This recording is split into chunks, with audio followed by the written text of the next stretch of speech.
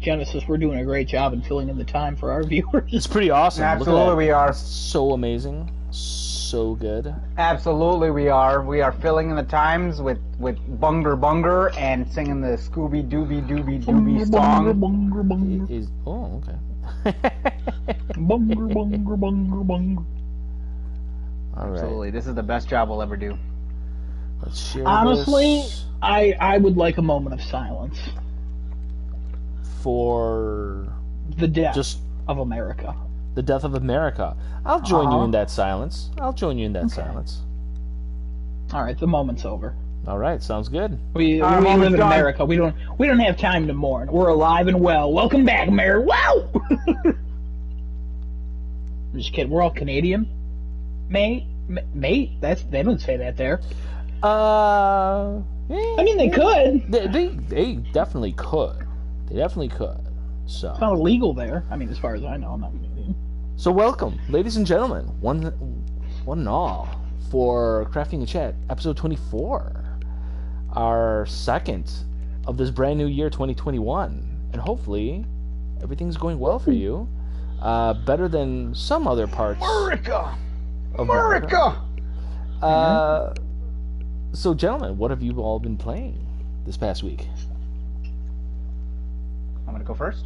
Yeah, you go first. I don't like going first, you know. Alright, cool. I actually beat Sackboy this week with the gracious help of Mr. Adam over there. He helped me beat Sackboy. It was a lot of fun.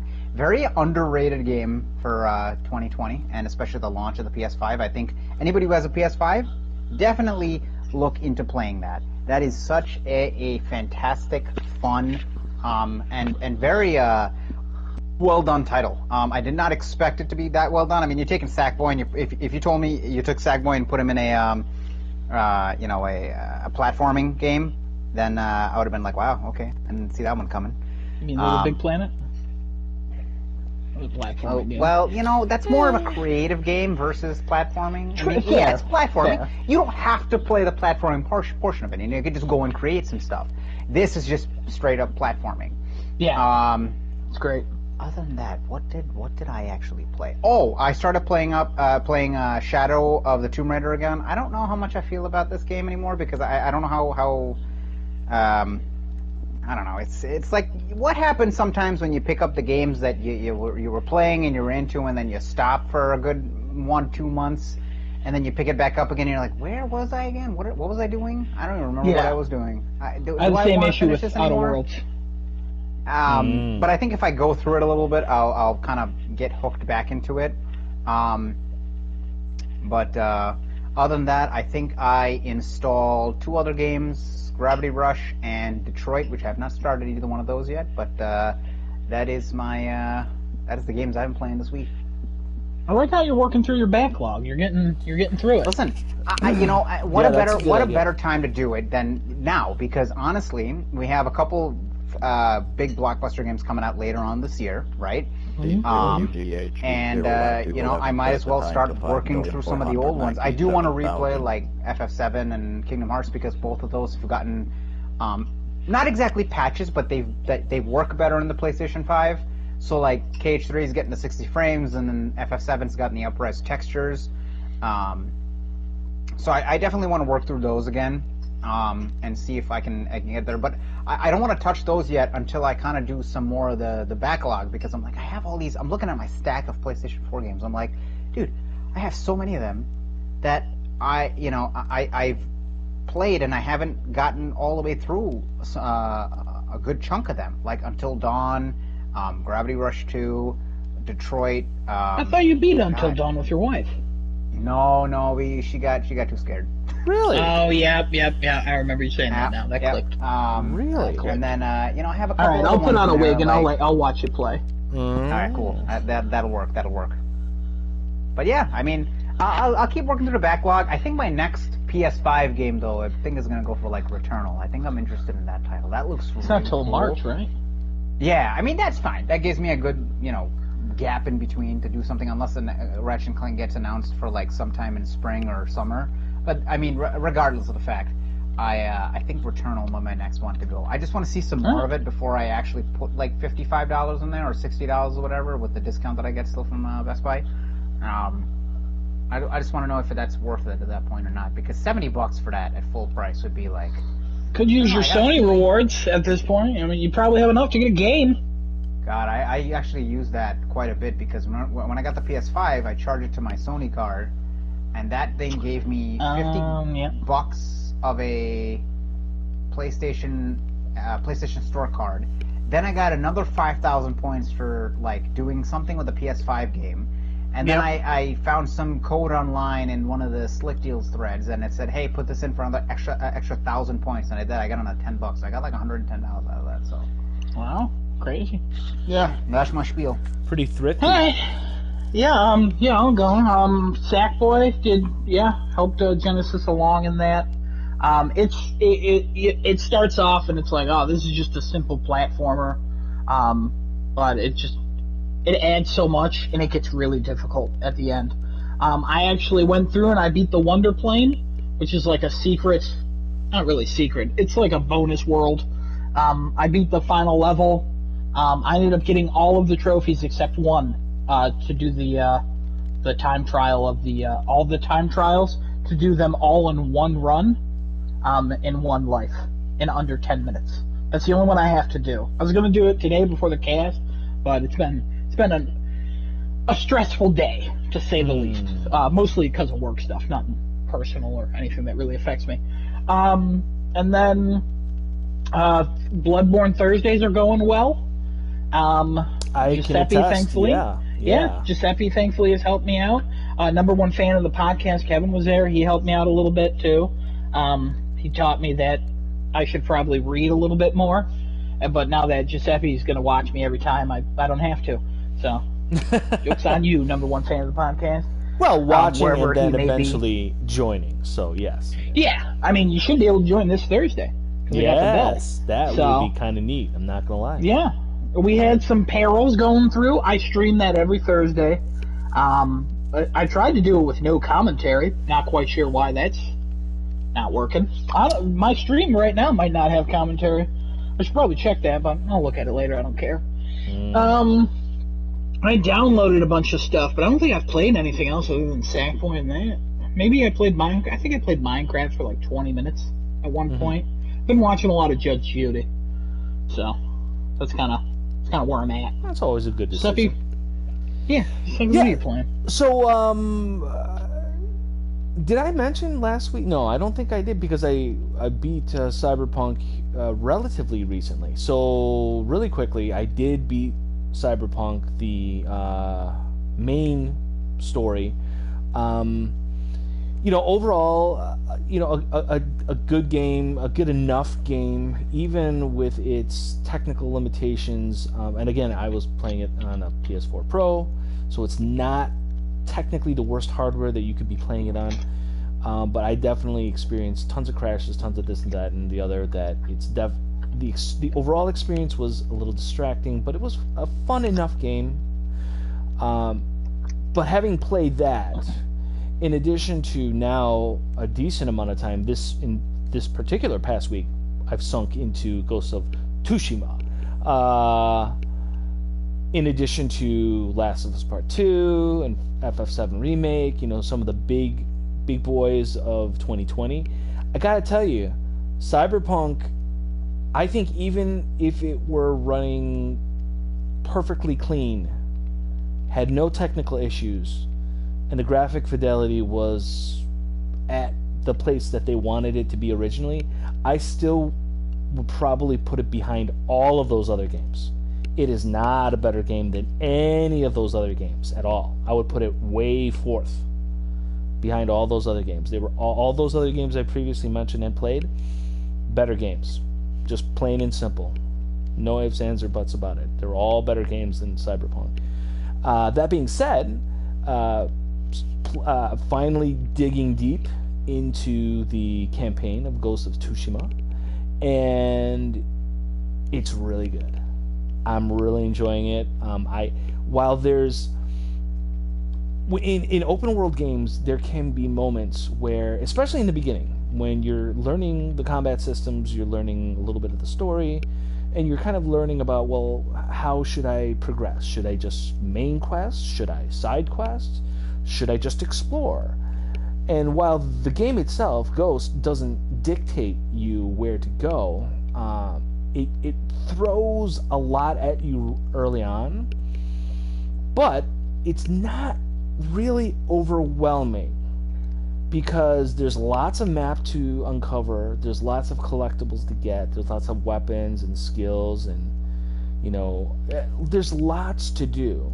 But I don't feel overwhelmed by it because the game moves at a fairly methodical pace. It moves at your pace, and I like it. And I also like the fact that, despite it seems like a large amount of digital map to explore, you really do get from place to place relatively quickly. It's not like you're trekking across. Like, for instance, to compare it to Witcher 3, for instance.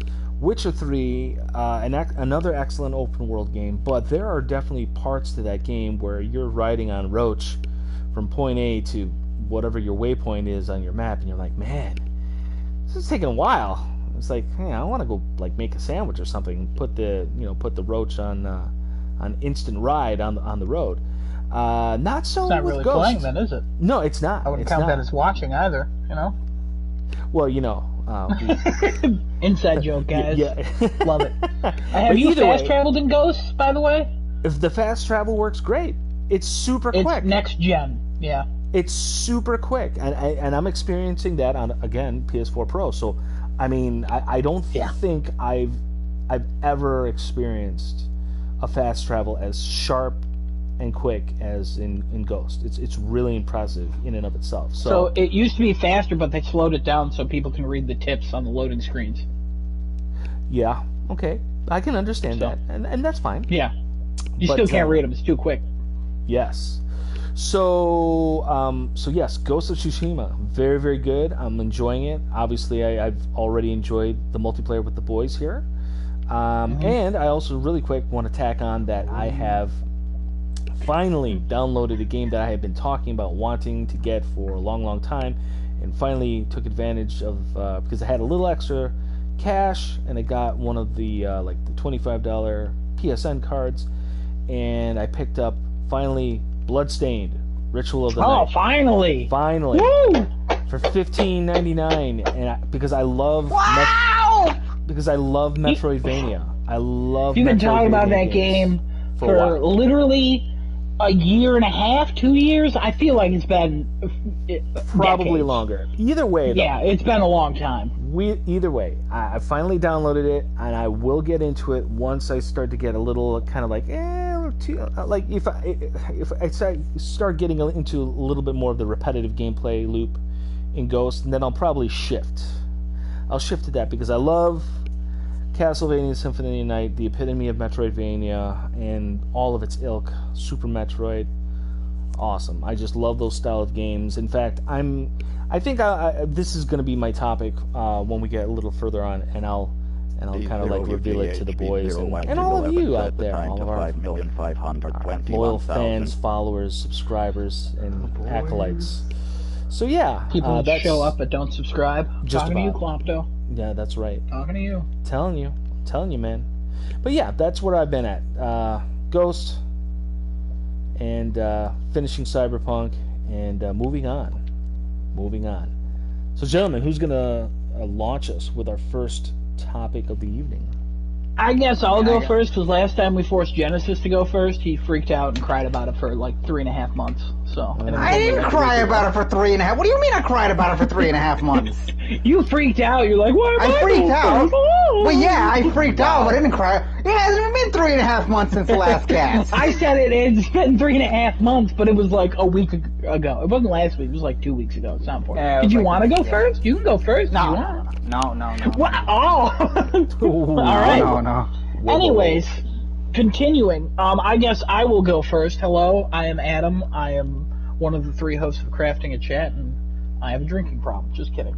I'm just pulling up some computer stuff. I'm just wasting time. I filmed the airwaves as they Good. say. Yes. Filling the So I airwaves. created an Excel 5G. sheet because I wanted us to predict the 2021 Metacritic scores of popular games. Currently, there are 23 games on this list. I just want us to guess. Last night, I had number one fan of the cast, Kevin, put his scores in. I will not reveal his scores until you guys put your scores in as well. Mm-hmm. My scores are also not in this. I will do it as we go along, but we'll get there. Gotcha. So, and then I can send this to you both if you would like. I already sent you the blank one. Genesis, I don't know if you saw that. I already emailed you the blank copy of what the Excel I saw looks the like. blank one. Yep, I got it. So the Excel looks different now. I've updated it, I think. So, because I'm going to keep track of who gets exact too. By the way, I don't want you guys to concentrate too hard and try to win, but there's also going to be a prize at the end of this. I can't win. I'm just doing this for fun, but there is a prize. I have not determined what the prize is. There is going to be a prize. Ooh. And number one fan of the cast, Kevin, that's his full name. I hear fireworks. I don't see it because I'm not watching right now. Mhm. But number one fan of the podcast, Kevin, he helped me figure out how we're going to do this. Okay. So just to keep track throughout the year, I'm going to update the scores. Like Hitman comes out later this month. A week after the game comes out, I'm going to put that on the chart. But at the end of the year, at the end of 2021, probably late December, maybe even January of 2022, I will update all of the scores. So, like all of the actual scores. Right. So the scores, we just have an idea throughout the year, but at the end, there's going to be final, so it could be subject to change. I doubt Metacritic scores don't really change after like 7 months of it being out. Like it's not going to be a big difference. But just to let you know, just want to get all the rules out of the way. Does anybody have any questions? Nope, I'm good. Nope, Genesis? I'm good. All right. I'm going to start with you, Genesis. We're going to go through each game. I'm going to go Genesis, and then I'm going to ask you Giuseppe, and then I'll tell you what Kevin's score was, and then I'll tell you what my score is. I'm starting with you, Genesis, because the first game is Back for Blood. Okay. So I'm going to give you what I think this is going to be when it comes out, correct? Is that a question? Because I'm pretty sure I said any questions. And you were Okay. So Back for But Blood. the answer is yes. Yes, you're just okay, giving so me Back 4 what you Blood. believe the Metacritic score will be for Back for Blood. And the closest to it, whether you go higher or lower, not Price is Right rules, doesn't really matter. Whoever's closest to the actual score. 87. All right, 87. Giuseppe, do you have a guess? I'm gonna say 70. A solid 70. Solid 70. Solid 7 All out right. of 10. Mm-hmm. Okay. Kevin, number one fan of the cast, as you guys know, he guessed 83. So Genesis, you're also very close to Kevin. I'm doing 85. The previous Left 4 Deads and stuff, they're around there. They range from 83 to 87. So we've got that covered. So it's going to be a close one on that one. All right, Giuseppe, Okay. you're going next. And the next game is Deathloop. Deathloop. I'm just looking it up again, really, just to... No, take your time. If you guys want to look them up, if you have questions, I'll answer whatever I know about it. I'm not really No, going to I got no questions. I'm good. I'm still going to let Giuseppe go first on this one, so we'll give him some time. Deathloop. I like Arcane, but I don't like Bethesda, so I'm going to give it a 75. 75. Going a little low on these. Yeah. All right. Genesis? I think I'm gonna go with about 78 on this one. 78. Fun little fact. Kevin, number one fan of the case, he also went 78. I was a little more generous, and I gave it an 82. Ooh, I got some comments here real quick. Desunoto wants to put some scores in this as well. Well, hold on. You don't have to write this one. This is just comments coming from I mean, No, let's you know what, put him yeah. in there. I don't want to set a precedent here. I don't want to be like, okay, one fan, then another fan comes. I know we don't have a lot, but I like, guarantee you, it will only be Destinoto who's jumping. I know. Destinoto, do me a favor, keep track of your scores, and let us know at the end of the year. All right, so he's got 75. That's how you know he's a real fan. For Back 4 Blood, Mm-hmm. and he's got 80 for Deathloop. Wow, 75 and 80. All right, that's good. Yeah, he said, all right, I'll keep track of it until the end of the year. Gotcha. Good. Okay. I appreciate you. Okay. All right, Genesis, you're going next. All right. This game is Far Cry 6. 0. Nope. If you want to do 0, I will put a 0 in. If you really want to risk. You really want to put a 0 in? To risk for that prize? Can you give me a monetary value of what the price what the prize is? I'm not going to say how much it is, but I'm going to tell you it's not insignificant. Okay, hold on. It's not a PS5, but it's not less than the value of a $50 PSN card. It's not insignificant. So, I'm just saying. All right, It's not a I'm gonna go PlayStation with- Plus subscription, because that would be unfair, because Genesis is already set until like 2085. Mm-hmm. So, Right. My children will have PlayStation. My daughter, who's going to be here, will have PlayStation Plus long after I'm gone. There you well, go. let's not assume she'll make it. We don't know, all right? My goodness. I hope your wife doesn't listen to this. Yikes. And I wish her all the best health. Anyways, Far Cry 6, what are you giving it? I'm gonna go with a solid 81. 81. 81. Giuseppe. what's your 82. guess? 82. 80? What the heck? 82.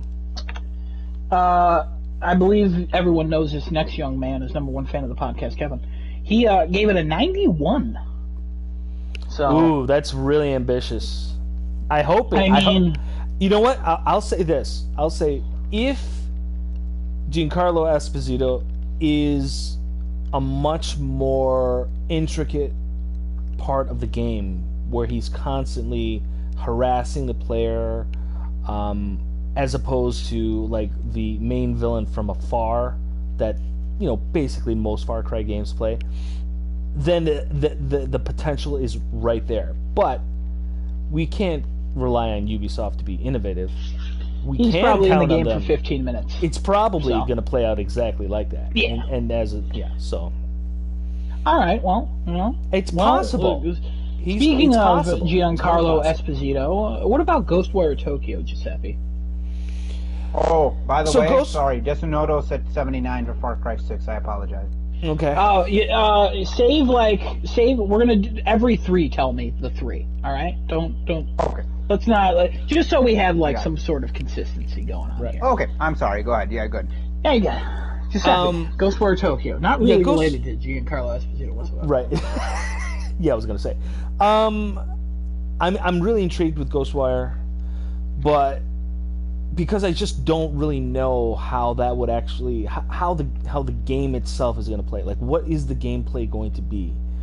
I'm gonna say I'm gonna give it a 70. I'm gonna give it a 70 because there's just too much I don't know about it. I can't reward it with high numbers. That's what kind of sucks about this, because things can come out later in the year, and it's like, oh, I want to change my score, but you can't. I still We'll have talk a about feeling that though later. it's my opinion of it is going to go down. So I'm gonna say even with my 70, I think even that might be giving it too much. But that's in my opinion. Fair. Yeah. Genesis, Ghostwire Tokyo. 85. 85. Wow. 85. Genesis, you're the highest. Number one fan of the cast, Kevin. He gave it a 73, and I gave it a 68. I have no belief in this game whatsoever. The next one, I think we're all excited for. But unfortunately, Genesis, you get to pick this first. God of War. The new one. Ragnarok. Whatever it's called. 93. That's one off the actual score of the 2018 God of War, which is at a 94. Giuseppe, what do you think? It's in the 90s. Okay, I It's typed not. a 9. I'll give it a 91. 91. 91. I just don't. Yeah. Yep. Go ahead. Yeah, all right. Number one fan of the cast, Kevin, he gave it an 89. But he gave a good reason.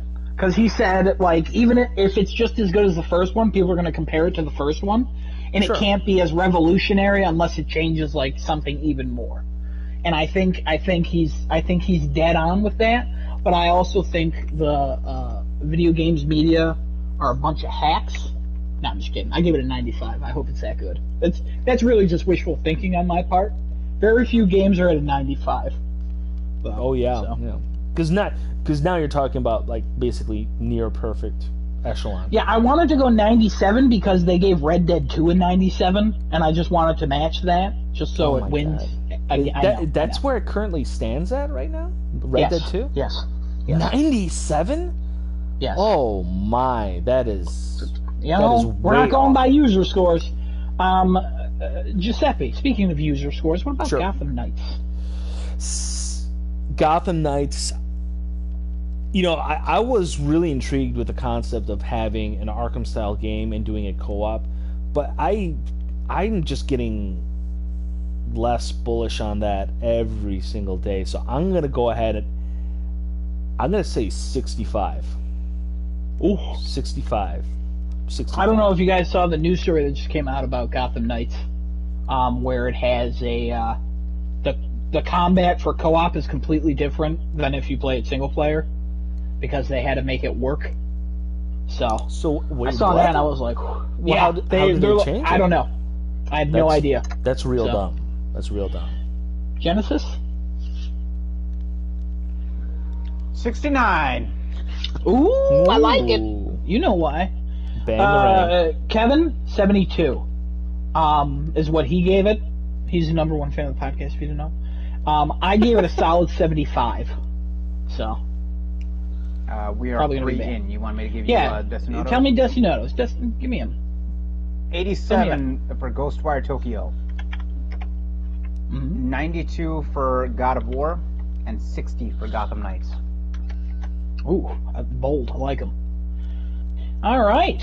Next. GT7. Genesis. Gran Turismo 7. What are you thinking?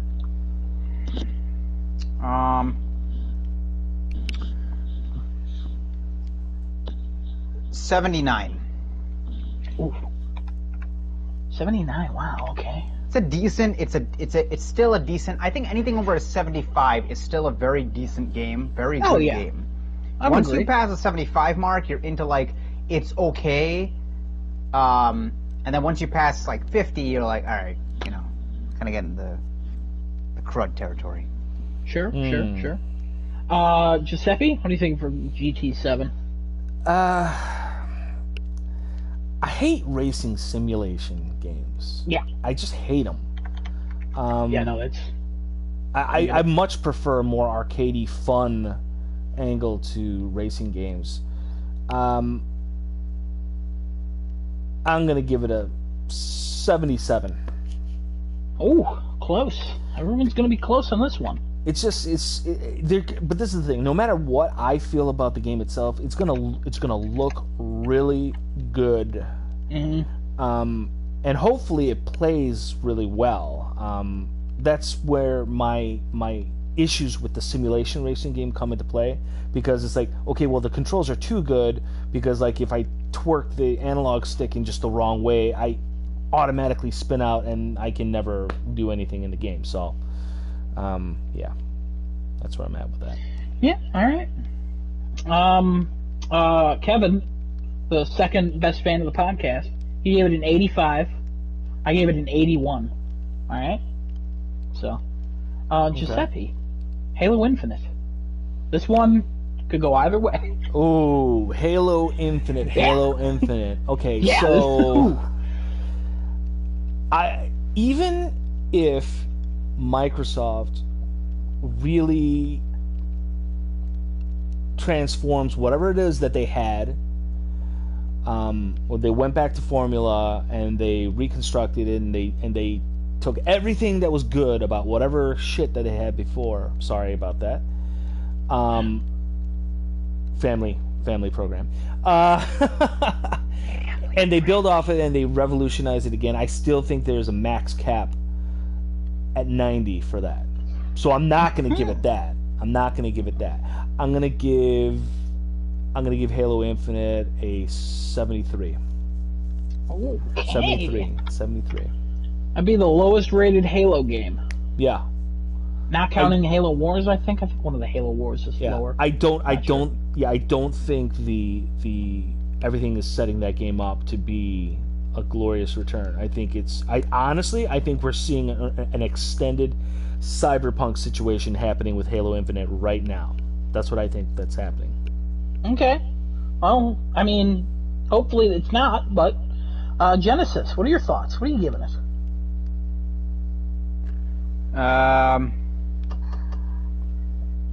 82. 82. All right. Mm-hmm. 82 because that game, I feel like no matter what that game comes out to be, it's only going to be an okay Halo game. It's not going to be what people want it to be, and that's just expectations and how people are and how especially that fan base is. It's yeah. I know. I understand. I'm recently I discovered a lot of people aren't fans of Halo Wars and they're pissed at it, but that's it's neither here nor there. And it's a thing. Halo Infinite, it really could go either way. It seems like they kind of are back on track, but this is like the fourth time they say they're back on track. Right. Recently promoted back to number one fan of the podcast, Kevin, he gave it an 86. I gave it a 90. Wow. So because it's Halo, it's usually in the high 80s or the 90s. Even Halo 5 is like an 86. They're all up there still, even the ones that aren't super well received. Yeah. Speaking of Halos, this person's a devil because it's Hitman 3 Genesis. What are you giving it?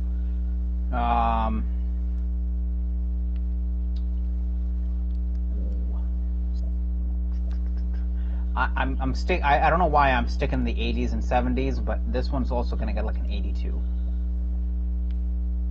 82. Just a side note too. One of my good guys who's actually watching the cast right now. Oh, welcome. He is an Xbox. He plays Xbox and he's played the Halos.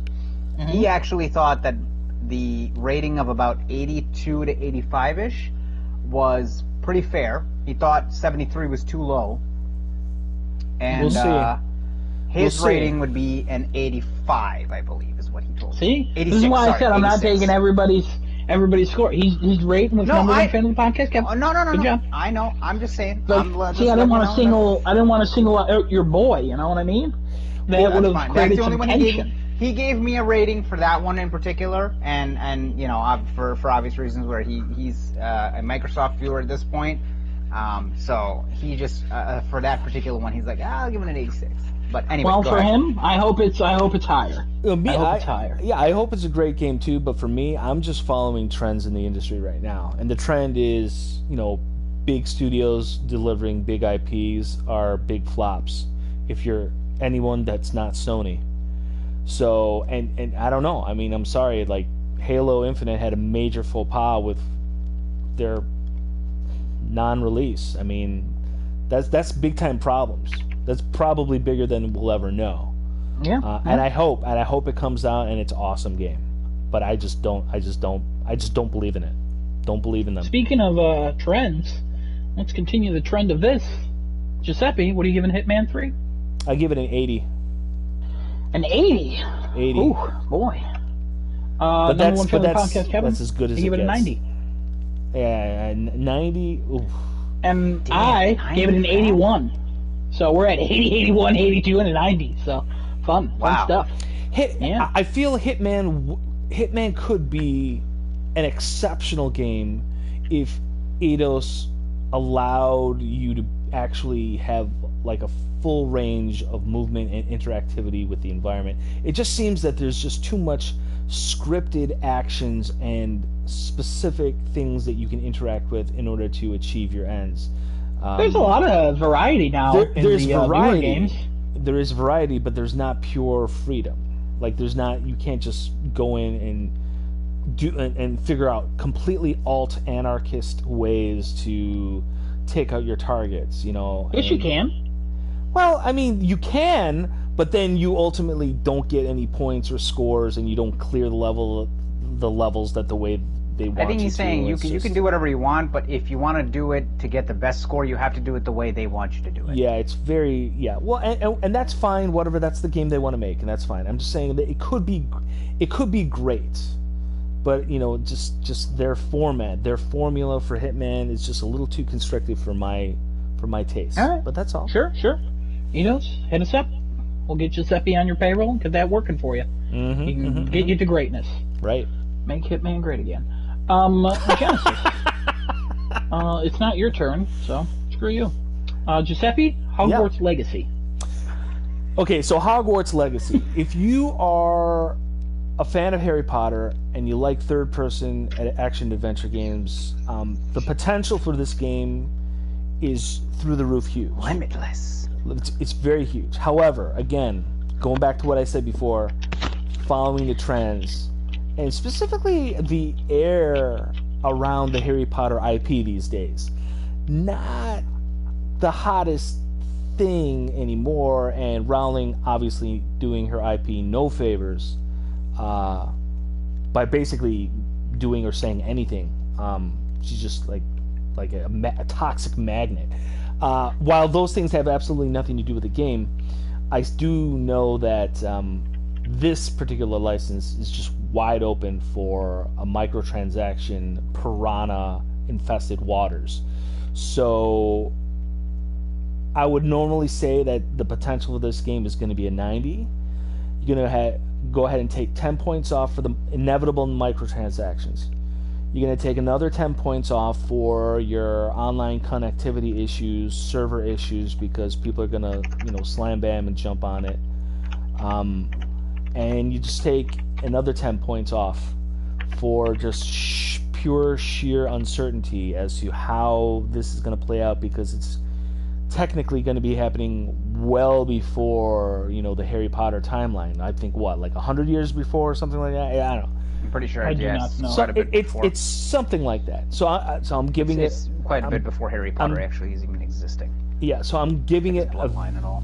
very disappointing 60 is what I'm giving it. So all right, literally I did equals 90 minus 10 minus 10 minus 10, and then I hit enter, and then it said 60.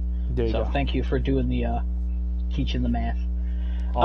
Genesis, what do you think about this? Harry Potter. 90. Ooh, bold. Well, so it's somewhat matching up with my formula there. The only way this is gonna score any lower than a 90, okay, is if they literally launch it the way Destiny launched. It'll score less than a 90. But I don't think this will launch that way, because even just from the first trailer we got, that game looks, they at least showed proper gameplay. It looks good, and I think it's got very, very good groundwork laid out for a lot of the things. Mm-hmm. Microtransactions are going to be bound to happen, but if they keep it cosmetic, it really doesn't matter. It has nothing to do with the game then. You know what, man? Go ahead. But if there are online connectivity issues, I mean, listen, this is coming up for next gen. We got some stuff to work out. If we're still those having also some... might be fine for the reviewers too. So we don't like, as we saw with Cyberpunk. That we're gonna go by a case basis if we have to adjust anything. But Sure. Yeah, I get what you're saying. I'm glad you actually brought that up. You'll see in a moment why. Number one fan of the cast, Kevin, gave it an 82. I gave it a 76. You compared it to Destiny. I looked up Destiny. It has a 76 on Metacritic currently, which is very funny. That I did not look that up previously. So Destinoto has his 4 in. Yeah. What are they? GT7 is 90. Mm-hmm. Halo's 80. Hitman 378. Harry Potter 83. Go ahead, Giuseppe. I'm sorry I cut you off. I was gonna say this. I pick up a very distinct Marvel's Avengers feel from Hogwarts Legacy. That's another reason why I'm going so low. I haven't seen enough to make that comparison. I get what you're saying, but I haven't seen enough to come. I don't think I get it. It's a pure feeling. It's a pure feeling that's connected to the very, very predatory, toxic, pervasive microtransactions for the Harry Potter mobile games. I just don't see that trend breaking for Hogwarts Legacy. I feel like isn't it a single player game though? Well, no, it's an online. It's an MMO. Are we sure of that? Yeah, it's an MMO. That's what they were talking about in the whole trailer. Like, hey, take you're able to join your friends in this big thing. It would have to be. I mean, if you could join your friend, I mean, that's technically multiplayer, wouldn't it be? Yeah, MMO, yeah. It depends on what. I'm assuming it's going to be a big one, but yeah, I'm sorry. Yeah, it depends on how many concurrent players they actually load up in a world. If it's just a limitation to up to 4 players, or it's more, or it's server worlds, or who knows? I mean, we don't have those details yet. But I'm just saying, I pick up bad vibes outside of the potential that this game shows and could be. Like, all of those forces on the outside of that bubble are just too strong trying to penetrate that bubble, and they will get in and they will infect that thing. It's just a bad feeling I got, man. I got bad feelings about it. I hope I'm wrong. I would go to a doctor if that continues for over 24 hours. That's right. Genesis. Let's think of good feelings now with Horizon Forbidden West. Ooh, yeah. 97. Whoa. I hope. And you know why? I'll give you one reason why. The first game, from whatever, I haven't beat it obviously, but from everybody else that I've heard it from, and I think I'm gonna go for it. I'm gonna give it another shot and try and beat it, because I just was reading a couple of things on Reddit that people actually going back to that game just because they didn't like it the first time, and people haven't liked it the first time, they're actually loving it the second time around. Just for the fact of the first one was actually very good. Mm-hmm. But I think the amount of polish and the amount of improvements they can make will only make that second game. See, where God of War started at the top on the top of the mountain, they're somewhere almost to 3/4 of the way. This extra quarter that they get to get to the top will put them in such a spot that Horizon Forbidden West would literally just be the top of the charts for PlayStation exclusives at that point. I think it's definitely gonna break some boundaries, especially the open world concept of it. That's why I'm gonna give it a 97. All right. I think it's gonna do fantastic. I mean, I'm hoping. Giuseppe, what do you think? I've got a lot of really good vibes. Very, very good vibes from Horizon sequel. I'm not going to give it as high of a score because I just feel like it's not going to be a perfect game, but you know what? It is going to be. Hot take, you heard it right here first. It will be Game of the Year 2021. 94. Wow. Game of the Year 94. It will be better than God of War. It will be better than God of War. Same score, though, as God of War 2018. So, and also going by your score, yeah, it'll be better than God of War. yeah. I gave it a 91. I wanted to come in a little conservative on that. And number one fan of the cast, Kevin, he gave it a 94 as well. Mm-hmm. So you guys are tied. Seppi, keeping with you, what about Kenna Bridge of Spirits? Okay, so what's that one? I'm not so familiar with that. Let me. That's the one where the girl's walking with little Pikmin-looking things, and there's just I don't know, the 2 CGI brothers introduced the game. Oh, okay. It looks really good. 75. If you want to look it up, I can go to Genesis. 75. I'm just not interested in it, so I'll just say it's a 75 because you said it. You said it looked good. So if it looks good, can't be horrible, Giving but it it won't be 75 great. because you said it looks good. Yeah. Wow, I mean, Solid wow. 7 I and a feel half. so honored that you trust my opinion It's a to give it solid. a 75 by me just saying it's good. It's a solid Genesis, what are you 7 and a gonna half give out of 10. 7 if we're especially coming off of Sackboy, not that that has any connection between the two. I'm just saying Yeah, it's like it's that almost Pixar looking thing. I want to give it at least an 88. I think it's going to do very well. 88? 88. Whoa. Hey, 88. hey, I mean, hey, yeah, I'm no judgment. 88. So Looks really good. People are hyped for that. People are hyped. Yeah, that might work against it, but whatever. Number one fan of the cast, he gave it an 81. I gave it a solid 79.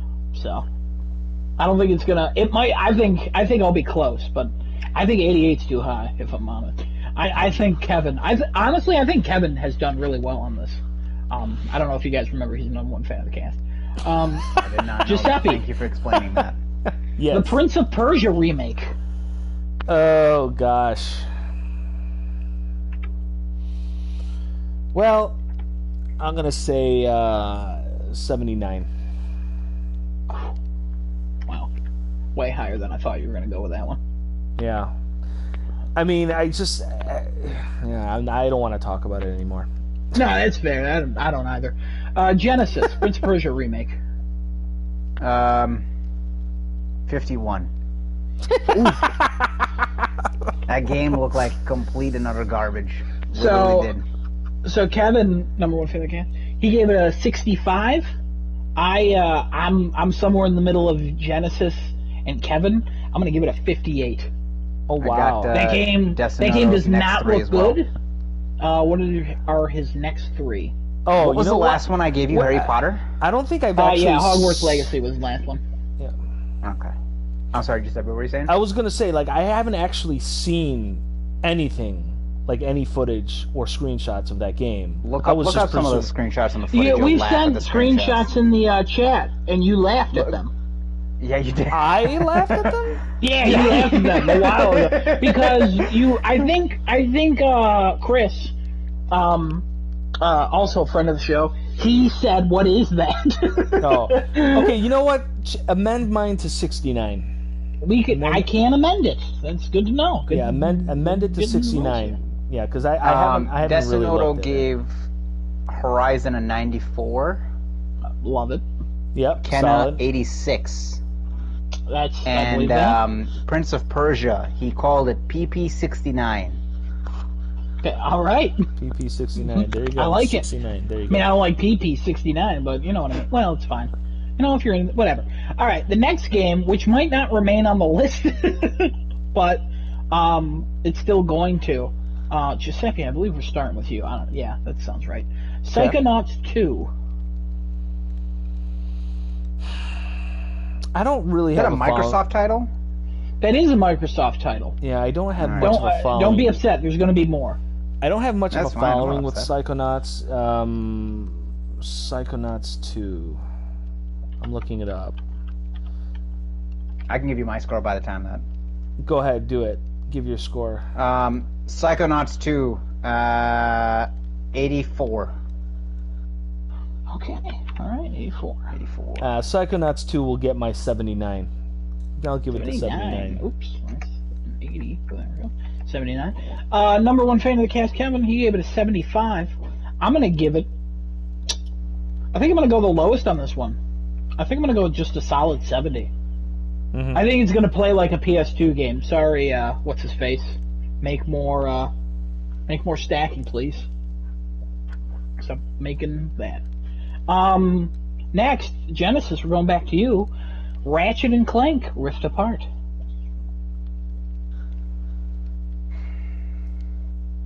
$93. Oh, Giuseppe. 87. 87. Wow. Okay. That's Those I gotta be honest. I'm not a huge fan of the series, but those games play well. They look good, and you know they're their theme and their tone definitely has a strong following. So I agree almost exactly with your score. I gave it an 86. Kevin, number one fan of the cast, he gave it an 89. Mm-hmm. Previous Ratchet and Clank games, they're all in the 80s, except I think one of them is in the 70s and one's in the one's a 91, but it's a PS2 game. Also, the movie 29 on Metacritic. Oh, good. Yeah, well, I watched it. I enjoyed it for what it was. That movie didn't have Dr. Nefarious, right? It had a pre-Dr. Nefarious. I think it had Dr. Nefarious. Okay, but he didn't have Lawrence in there. Didn't have Lawrence yet. I don't know who that is. That's his butler assistant man. Lawrence! Oh, Lawrence was there. Oh, was he? Okay. Well, yeah, Mr. Zurkon. Yeah, Lawrence was there. Yeah, they were all there. Okay. Briefly. Very briefly. Well, that might have been. It's all coming back to me. Some would say. Gotcha. A little voice coming in my back ear. to you now? Okay. Yeah. Boomerang. All right. It's all coming back. The reason we started with Genesis first was because we wanted to do Back 4 Blood for him. Uh-huh. And the reason we also started with Genesis first, because, Giuseppe, you get to go first with Resident Evil 8. So... Try to keep this brief? Yeah, well... Resident Evil 8, I'm trying to keep all my... assuming that... No, I'm just going to take myself out of it and I'm going to say 88. 88. All right. Genesis. 88. What about you? Resident Evil 8? 87. 87. All eights for 8, man. All eights for 8. Kevin, who's the number one fan of this podcast, he gave it an 80. I gave it an 83. So we all seem to be in agreement. That's going to be in the 80s. That's very odd how I gave it the highest score. I mean, I feel like you're the closest to all the other most recent Resident Evil games. So we're all really close, so it really doesn't matter in the grand scheme. I personally wouldn't give it that score, because I just have a very strong feeling that they're going to do some extra wonkiness on it, but I know how it's going to be received, and it's going to look good. It's going to look good, whatever it ultimately is. So. Genesis. We only got 5 left. Alright. Do it. The next one, Returnal. Oh, let me look that up. That's the one coming out in March. It's the one with the lady who looks very familiar, but I cannot place her. 89. 89. Yeah, I think it's going to be one of those Sony titles that it's not going to be a Days Gone, but it's not going to be a Ghost. So it's going to be somewhere in between. Okay. I think that's what it's going to be. I'll give this an 82. 82. 82. All right. Kevin, number one fan of the cast, he gave it a 78. Adam, number one host of the cast, also gave it a 78. So, I agreed with Kevin so much on this one that I was like, yeah, you right. So, actually, you know what? No, I'm keeping it. All right, Giuseppe, Scorn. I'll give you time to look that up. Yeah, I mean, you know what it's about. I know what it's about. Kevin talked about it, I believe. Yeah, no, I looked it up. I mean, and you know, the point that I was trying to make with that game when we were talking before is we want to know how the game is going to play out. Is the gameplay going to be good? Because the atmosphere looks great. Yeah. But will the gameplay and the narrative, will that make the game go? Questions I have for all of these games. Yeah, well, I mean, but you know what you're going to get. More so for others. Yeah, but you know what you're going to get in a Far Cry game. Yeah, what's your score? My score is 80 for Scorn. 80? 80 for Scorn. 80 for Scorn. Nemesis.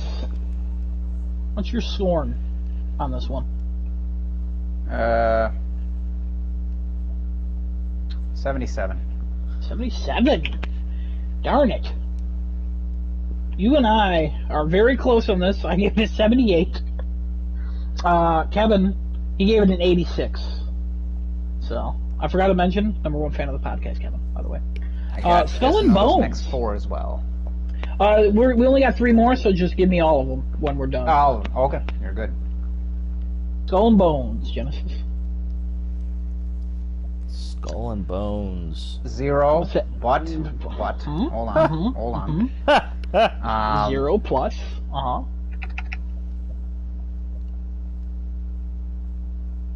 55. 55. Wow. This game's been in Love for development now, I think. Ubisoft. I don't know if this comes out this year. I don't think it's coming out ever. If you Google it, it still says March. It's not March. Giuseppe, what do you think about Skull and Bones, the pirate ship game? Yeah, I'm gonna give this 68. 68. I love it. I love it. Kevin, he gave it a 61. Speaking of ones, he's the number one fan of the podcast. I gave it a 65.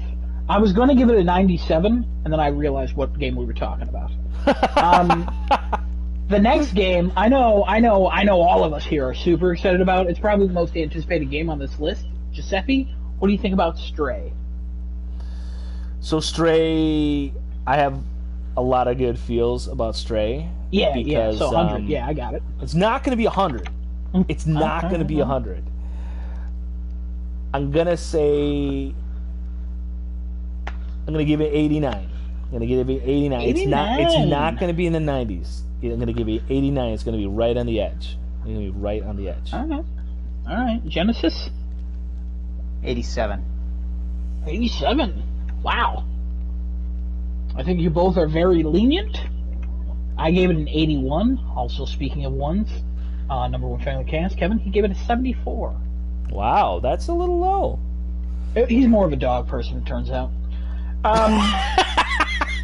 Genesis, for the final prediction for now, because this list may add games, I haven't figured that out yet. The Medium.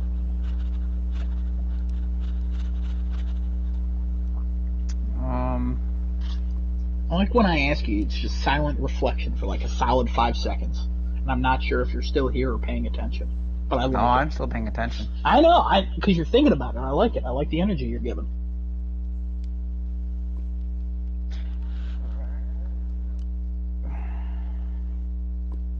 $91. 91. Okay. That's intense. Giuseppe? I think it's going to do well. Is this a Microsoft exclusive? It is. This is the Silent Hill type of looking game. Oh. Comes out later this month, right? Mm-hmm, Not far from now, actually. Yeah, I think this one's going to actually be one that does well. 81. 81. I'll tell you something. Kevin, he must have been in a sour mood for these last 3 games. He gave this one a 68. Wow. I gave it a 75. I don't think it's going to be that good. I think it looks good, and I think that's all it is. I really hope it is good, but, yeah. Alright, what's Desunoto's final 7, I think? Or 8? Psychonauts, 82. Ratchet, 90. RE8, 90. Returnal, 86. Scorn, 85. Skull, 62. Stray, 91. Medium, 93. Alright. Those are some solid guesses. I did actually type those in, too. I didn't, make a whole thing for it, but I did type those in, just so we can look back on it and be like, wow, what an idiot. He was way off. Is your coworker guy still here? Does he have anything to say about the Medium or Scorn or anything like that? I don't think Yeah, he he probably does, was. but Nah, he's long still enough. here. He's still watching. He probably stayed long enough just to make the work conversations less awkward. Listen, he's still watching. He's a good guy. He's still watching. Wow, what a guy. Get him a promotion. So, Wish I could. we now will lock the scores in. Does anybody want to change anything? Has anybody Nah. rethought anything? Nah. Lock it Can I up. rethink one of them? Well, which one? Any of the Ubisoft games, just make them 0. It's up to you if you want to. You tell me, and I will make one of them 0, and then it'll be locked in. I want that price. Just keep them the way they are. But for right. for all other contextual purposes, they were 0. All right, the scores have been locked in. Cool. Out of curiosity, who do you think guessed the highest amount of scores? It's out of Probably a possible 2,300. Is it that your guess? What about you, Probably me, yeah. Seppi? What do you think? I think Kevin scored the highest. It's actually Genesis. He was right. He gave a 1725 out of a possible 2,300. Oh, Who was the next one underneath me? Kevin, 1680. And then underneath him, me, 1663. And then underneath me, Giuseppe, 1635. So we're all very close. So it's going to be a very close game no matter what here. Mm-hmm, So it really could go either way unless one of us is like super wrong. There's a couple where we're like a little bit spread apart, but we mostly remain in the same areas. But that's the topic. I will periodically update you guys, like after Hitman 3 comes out and stuff. I will periodically just, hey, by the way, who's closest right now, but could change. So are That's it. we? So when we actually go and we compare when the game comes out, are we taking the Metacritic from like the first day or the first week, or like what's the frame? I feel like I explained this in the beginning, but I will repeat it. What we're doing is I'm going to put in the number after the first week, but at the end of the year, I'm going to change it to that day's current number for it.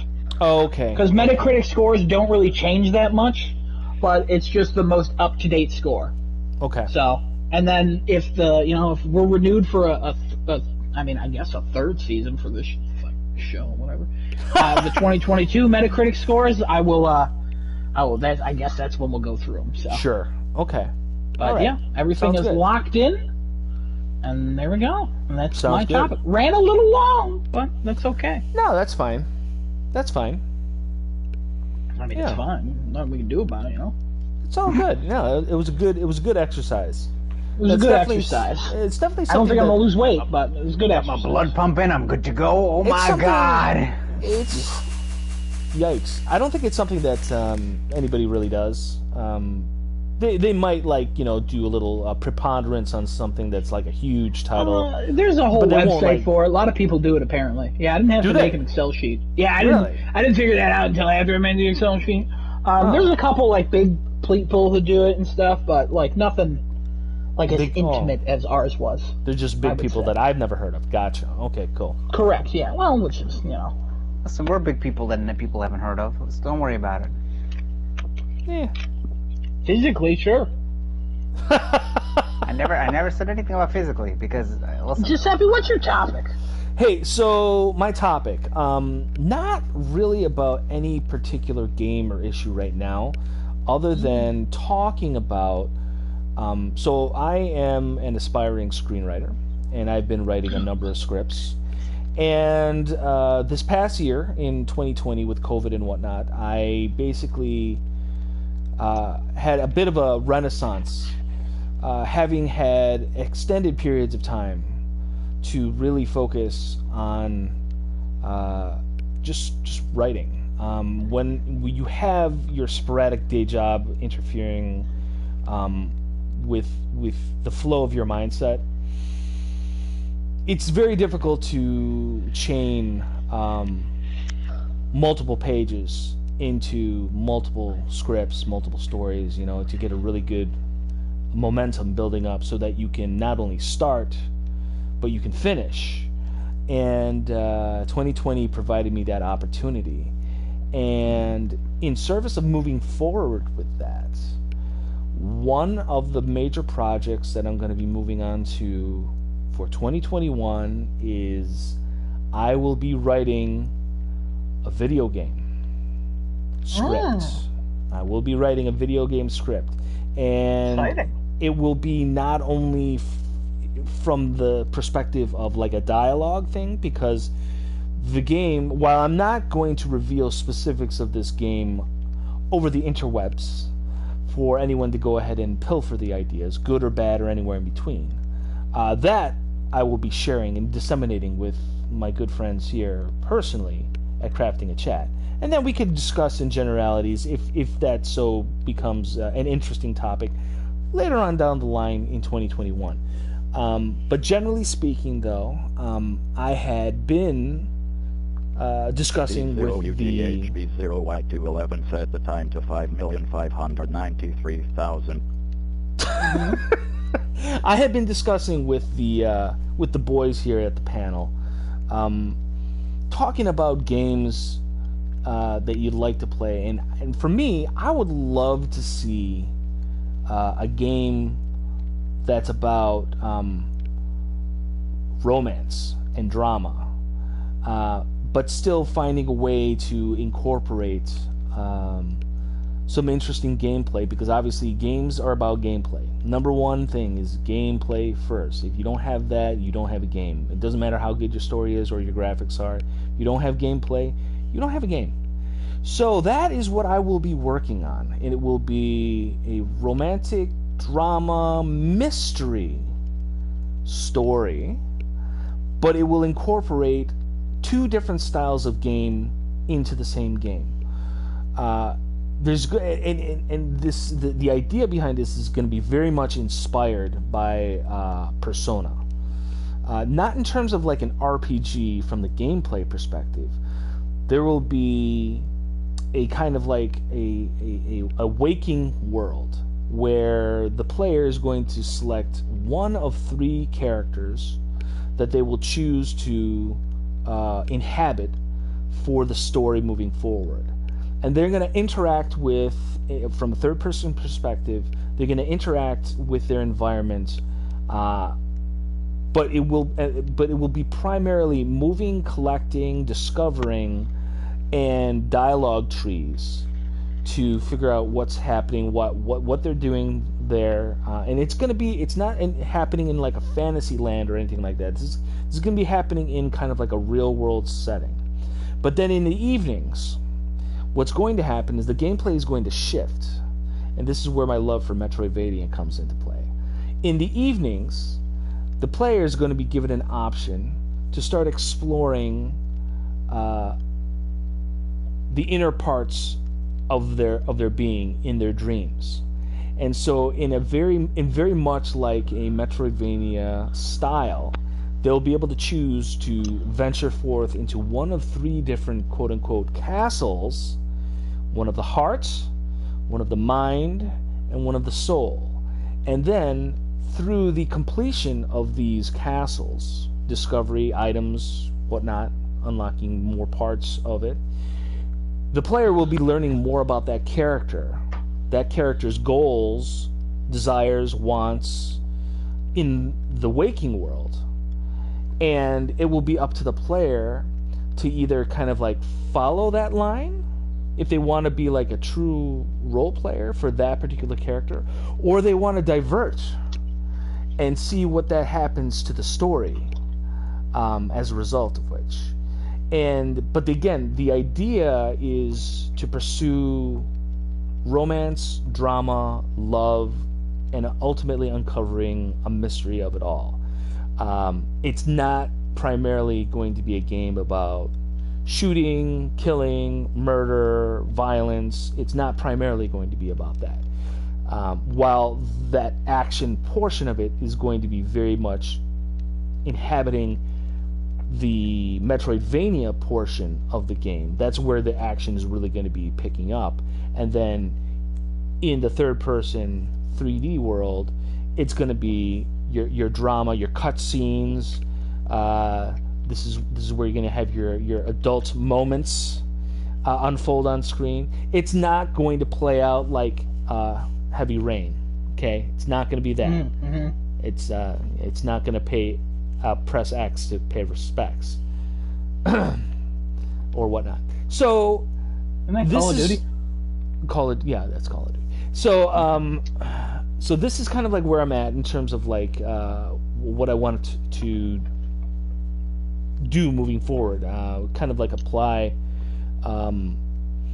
my writing skills to a different kind of format, because when you're writing for a game, you have to take game systems overall into account. You have to obviously know your story, but you also have to understand what your different aspects of gameplay, how that is going to impact the player, So it's going to be an extra level of mindfulness I have to pay to the audience, because the audience is going to be they need to be guided, but at the same time you have to take into account some level of spontaneity, and kind of expect almost the unexpected, like that. Will players automatically take the obvious path here? Because like, kind of like in Mass Effect, it's like, well, Mass Effect kind of directs you to make certain choices, even though that game is just really filled with just the illusion of choice.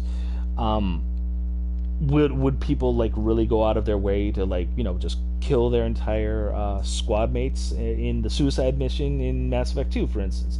Probably not, but probably they would after the fact, and very much so a minority, because they don't really want to see those characters die. But some people out there just might want to see them squirm. So who knows? But these are the things that are going to be central to my game idea, script-wise.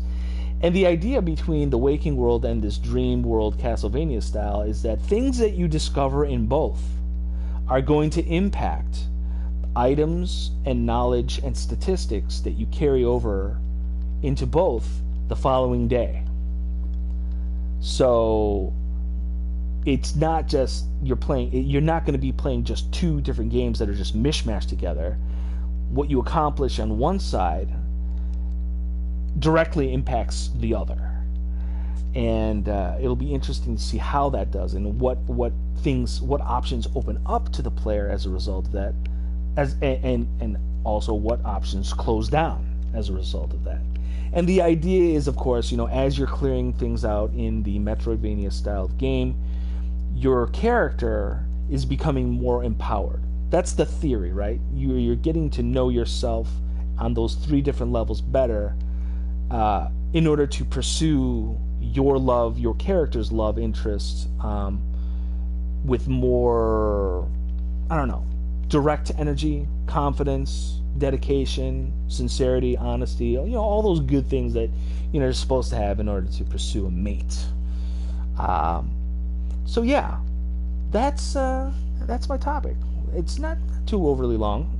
I had been thinking about this for a while, even well before I asked you boys about, like, would you guys play like a romantic drama game? And I'll give it a shot. I'll try it. Sounds good to me, honestly. Yeah. So yeah, that's what I'm thinking. That's what I cut cooking on the books. Question. All right, I am now excited for this game, and I'm hyped. So I need it. I want to pre-order it. How much money do you want? I have a question. Yes. Hold on now. Let's not jump the gun. Does it have a platinum? Of course it's gonna have a platinum. All right, I'm gonna go with you. $70 is too much. Don't charge that. I'm not paying for that. I'll pay us. Although, if you give us the sale price of $69.99, I'll pay that. Well, you know what? You're pro-consumer. I'm going to give you $5, and you're going to give me the game and all its sequels. So. Anywho, so we'll see. Charge a season pass for $69.69 as well. Charge a season pass. That'll sell well. Season pass for that title. I think I hear some whispers in my ear. Shall I tell you guys what they're saying? Let's hear the whispers. Why are you hearing voices? I'm a little crazy, I think. I'm losing my mind just a bit. It's true. Your faculty for language is extraordinary for one so young. That's a direct quote. That sounded like a quote. That didn't sound like something you'd actually tell me. No, it's a direct quote. It's Mimir when he says to boy. Well, it's not important. Keep going. Oh, yeah, boy. So I'm going to start with the most recent, and I think the topic that all three of us can actually talk about here. The first rumor that I got, which is now no longer a rumor, an Indiana Jones game has been announced by Bethesda, and it is probably going to be coming for Xbox only, if I had to take a shot in the dark here. It's a very small little teaser, tiny little teaser for it, but it seems interesting, and I think this is going to be their second attempt at taking on Uncharted as that, that answer for people on Xbox when people talk about the Uncharted series on PlayStation. What are you guys' thoughts on this particular announcement that they've made so far? Adam, go ahead.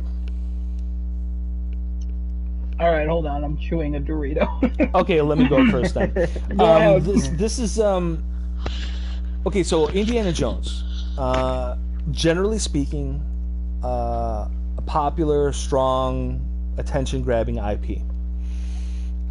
It's got all your goodies when it comes to adventure, excitement, action, supernatural effects, a little bit of snarky comedy, though I would say not as good as Uncharted, because it's obviously Uncharted has the benefit of being a little bit more present with its content and context.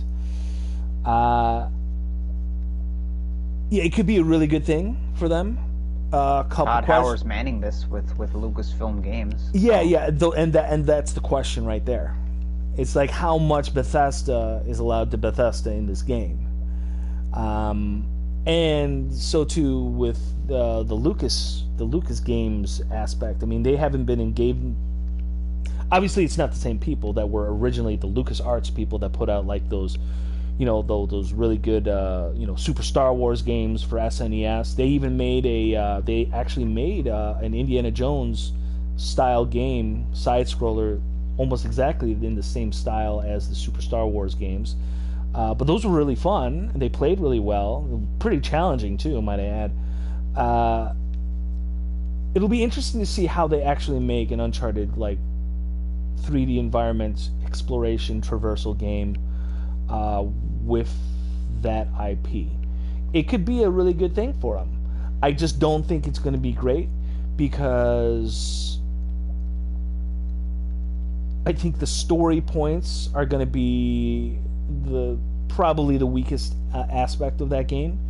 Because where you go with Indiana Jones now, are you going to try to connect that story, that game, to the film universe, and where do you place it in the film universe, and do you acknowledge Kingdom of the Crystal Skull? I mean, these are all huge questions, and I'm sure Todd Howard is going to have all the wrong answers for. So, that being said... Just a side note, too, Machine Games, the guys who are making this, have also made Wolfenstein Youngblood. Yep. So, just another thing to throw in there as well. Yeah, but that's a completely different style of game as... an Indiana Jones Uncharted roguelike, or you know what I mean? Like I don't know how much action they want to put in there, because if they do, then it's not Indiana Jones anymore. Indiana Jones has bursts of action, but that game has also got to have a significant amount of puzzle solving, maybe some clue gathering. But it can't just be like, Indiana Jones does not run into a room full of Nazis and he shoots 100 of them in a row. Like, he's got a revolver, he's got the bullwhip, maybe he'll get a clip in a machine gun that he picks off of one of the Nazis, but that's it. He's not going through hundreds of rounds of ammunition. So that game better not be in that style. It really should be probably even closer. It should definitely be closer to Uncharted, but maybe even more limited when it comes to like ammunition and stuff, because Indiana Jones is not Last Action Hero. And if they do make that game that way, then that's going to be a huge knock against it, and it's gonna suffer. So those are my thoughts. And what do you think? So a couple of things. I don't know if this is going to be in first person, because they've only made games in first person, as far as I'm aware. Mm-hmm. So they could do this in first person, which could put a nice little spin on it. I disagree, but that's all right. First person Indiana Jones? I'm sorry, I thought you had your time, sir. No. I'll go ahead and butt in. I'll go ahead and butt Wow, in for these that. whispers There's are no getting way. loud. I don't know how you Loud deal with these, whispers, yo. Genesis. I'm telling you, man. There's so many voices in my head. No. No, First I mean, you person, can though. disagree all you want, but I know what you're going to say. Like, it's going to be bad, it's not going to work. Yeah, we don't know. No. It's specifically the reason why for first person bad for Indiana Jones is because there's going to be a necessary platforming aspect to that game. And you don't do platforming in FPS. FPS platforming You can. is trash. Yes, you can do it, but FPS platforming is trash. Pure and simple. We don't know really anything about this game. We don't know if it's going to have platforming. We hope it does because it's Indiana Jones. We hope it's as close to Uncharted as possible. Good example was like Mirror's Edge of FPS platforming. That's the last good example of FPS platforming. What about that 2016 zombie Hideki game? Deshinoda? Doom? No, Dying Light. no, Doom Eternal. That one had platforming, but that It's was still- mixed yeah, at best. yeah. Brink had platforming. That was first person. I was also Bethesda who made that, right? I don't know. I think so. It doesn't really matter. But my thoughts on this are Indiana Jones hasn't been good for a while, so it's good to bring it back, and I think this is the way to go. I hope this isn't like a movie tie-in game, because rumors of the movie with Chris Pratt have come back again the last couple weeks. So I hope it's not a movie tie-in game. In regards to it being Xbox exclusive, it probably will be, but also if it's been in development, it could have. The Microsoft Bethesda deal is not actually completely done. That won't happen until later in the year. So this could have been something that they've been working on for multi-platforms, but that could easily change because it's still probably pretty early in development. They're gonna So I think probably it really put is a lot of money in to keep it that way, to keep it on there. I mean, that's Well, they should. See, that's going back into a conversation we've had on here multiple times, about like, will they do exclusive stuff? We just don't know. Probably, but we don't know. But yeah, this game, I honestly, I was like, oh yeah, there's this hat and his bullwhip. Cool. The end. Uncharted is, I think, better in the games. And now they're going to try the movies. It's funny to see Indiana Jones Moving in the opposite direction. They went from movies that got a little bit worse in recent years, and a TV show and spin-offs, and now they're going into games. So it's interesting. I hope it's good for people who want it to be good, but I don't have high hopes. I'll give it a 68. Oh wait, hold on, that's not what we're doing. Anyways, Genesis, what are your thoughts? On Indiana Jones, honestly, if I'm pretty much at this point 85% expecting this thing's going to be an Xbox exclusive. This is too much money for them to leave on the table, especially it's coming from Disney. It is part of Bethesda. It is going to be an IP that people know. It's something that you can recognize. So for them, that's literally invaluable to them because that's what they need. They need the brands and the names that people look at Xbox and they 100% say, agree. "Oh yeah, Halo." That's 100% it. agree. Yeah, 100% You know, agree. like other than Halo, yeah, you can recognize Gears of War, the logo, but none of the people you recognize. Forza is Forza. You know, you don't see. It's just Forza. You know, that's what it is. Other than that, really, there is nothing else you recognize Microsoft-wise. This would be a great addition for them if it turns out to be well. See, this could go one of two ways. They could put all the money to this, and it turns out to be this big Uncharted killer, or they could put all the money into this, and then it becomes Tomb Raider, which we all know how that went because they tried to have marketing deals and money spent into it. And that didn't work out as well, and they decided to just leave it alone because it wasn't the Uncharted killer that they wanted, that they needed, that they wanted to have, because they thought, oh, Lara Croft, Tomb Raider, that's a good name, let's put that one in there. So it really comes down into what Bethesda does with this and how much money they're willing to actually throw at this to say, listen, whatever we got to do, keep this on our platform, do not let it go, because if we can keep it there, that's going to be the moneymaker for us on this. That'll make Game Pass invaluable to people who especially want to play Indiana Jones. You know, like I said, it's a well-known name, title, all that. Anyway, let's move on to the next one here. So this, we're moving back to Sony a little bit here. Ghost of Tsushima 2 is already in the works at Sucker Punch. According to a combat designer job listing on the Sucker Punch website, they have a responsibilities and requirements listed here. One of the requirements is you need to have played Ghost of Tsushima and understand its core combat systems. Mm-hmm. Another one is the game design that we're doing is going to be mostly Eastern based, as far as what we're trying to do here. And then other things are just normal, proficiency in 3D modeling and animation, working on melee combat systems, progression investment system, things like that. But the two that stuck out was the Eastern thing of this and the Ghost of Tsushima core combat system. Yeah, I agree. More so for me, the core combat system. That's a very interesting bullet point to specify. And I can understand why, to an extent. Again, not having explored the full array of combat possibilities. I literally just unlocked the Heavenly Strike.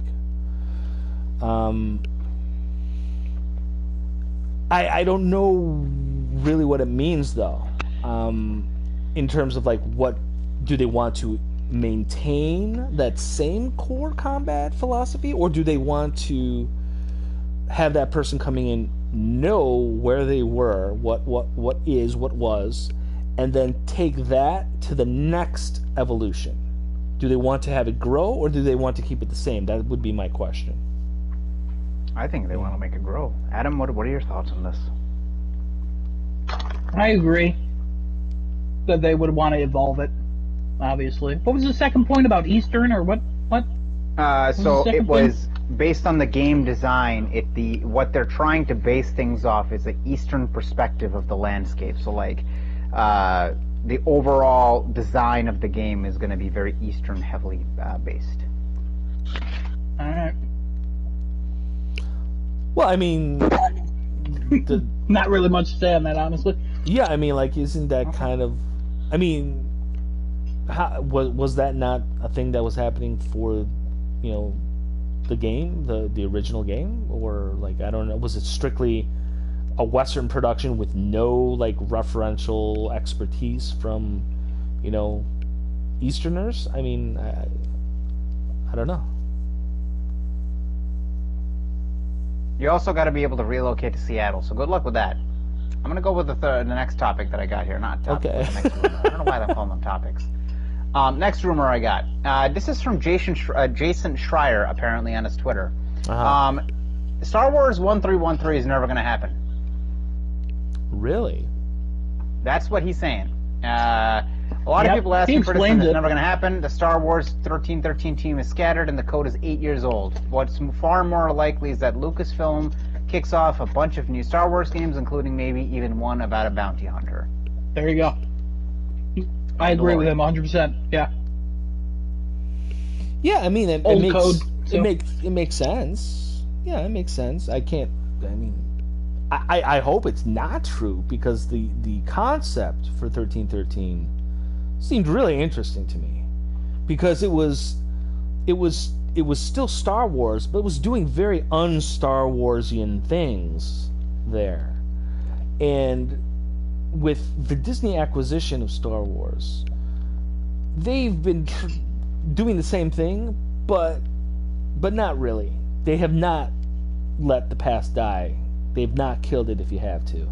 They definitely have been desperate to bite off the past, and they're just very unsuccessful at doing it. So, is 1313 the Amy Hennig one, or is that a different one? I thought Amy Hennig was working on a different one, but I don't remember now. I mean, because I don't know what 1313 is, honestly. Then the 1313, to my, if I'm, correct me if I'm wrong, Genesis, but 1313 was supposed to be a game that was taking place on Coruscant, but it was taking place on level 1313 of that planet, where it was supposed to be like a whole underworld kind of like,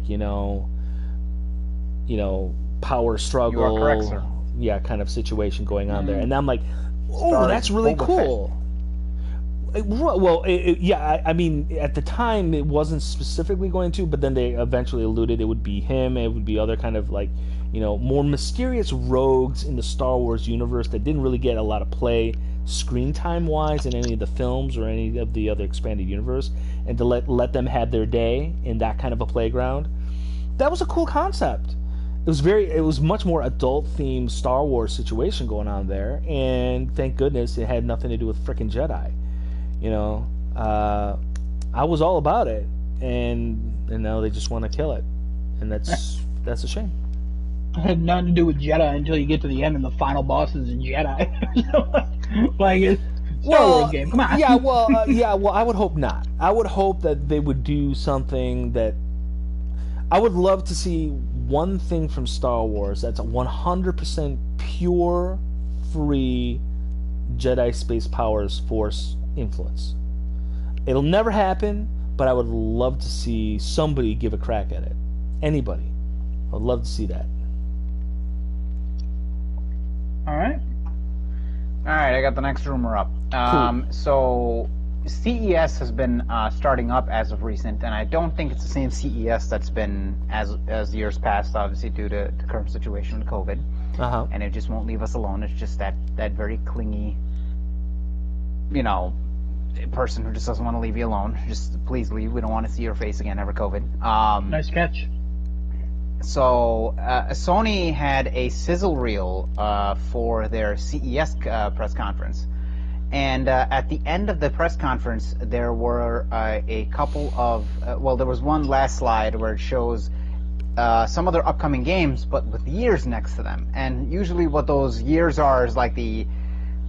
I don't know if those are the copyright things like they have the years for, but it were different. They were all different years. So Pragmata, the list starts here, Pragmata for 2023. Previously we thought this was going to be 2022, but this is coming out apparently 2023.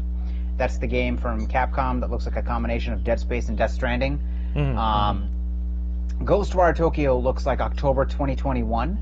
Project Athia, which is Square Enix's open world game that we got during the initial PlayStation 5 reveal, is January 2022. Solar Ash, which I don't remember this one. I might have to look this one up. I don't know what this was. That's June the one that started 2021. upside down, right? And then slowly, like, the person ran. It looked like a Journey character, kind of. Like, cel-shaded yeah. looking thing. That sounds familiar. Kenna is looking like March 2021. And keep in mind, this is all based on the slide that was given during their press conference sizzle reel. Stray shows October 2021, and Little Devil Inside shows July 2021.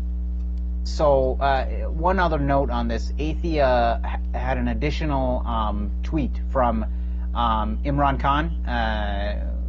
We've seen him, I think, a couple times post on different gaming things, confirming that the release window is most likely January 2022. The only ones that were, I think, mentioned when I originally saw the screenshot but not listed here was Forbidden West and Ratchet & Clank.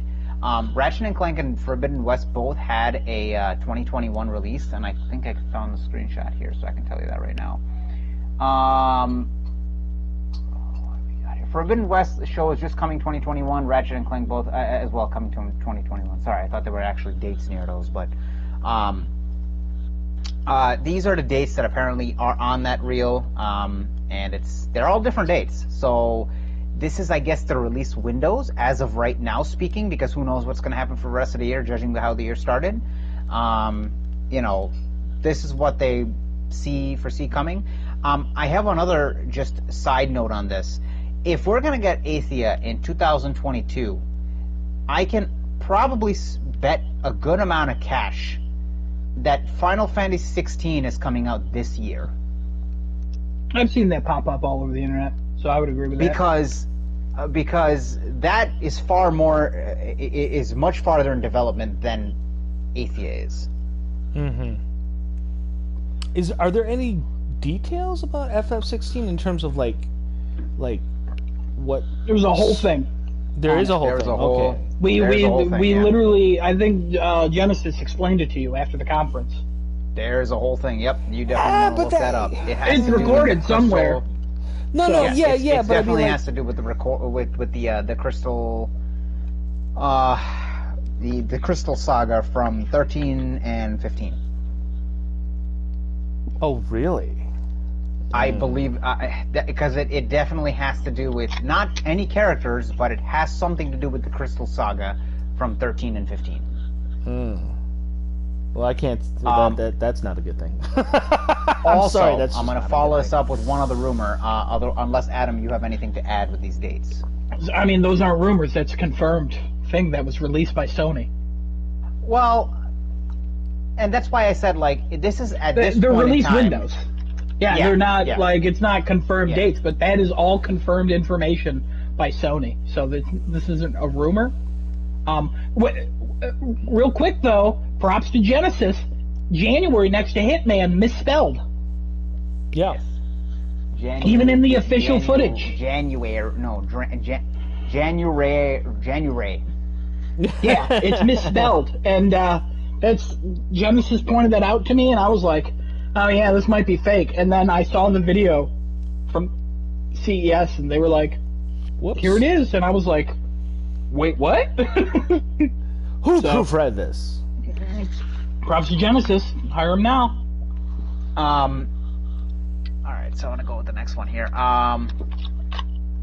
This next one actually is just a Oh, slight really quick. continuation One with more this. thing Yes. on the quicker thing on those dates. The little devil inside probably should have been like kind of pulled back to July 4th. Yeah, shouldn't that have been?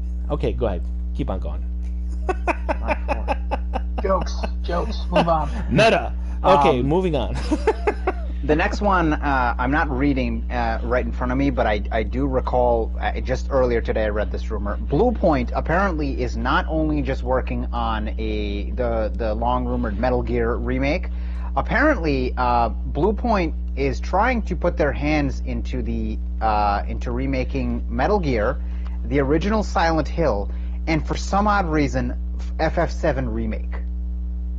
What?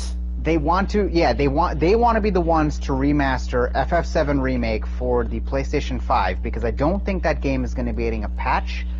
Square has said nothing about this yet, and I think they had an interview with Tetsuya Nomura at one time, and they spoke about how he wants to see this game on PS5. There might be like a redo for the PS5 so that you can play the full saga on the PlayStation 5 because that's eventually where it's going to be. PS4 was never supposed to be the end meet all console for this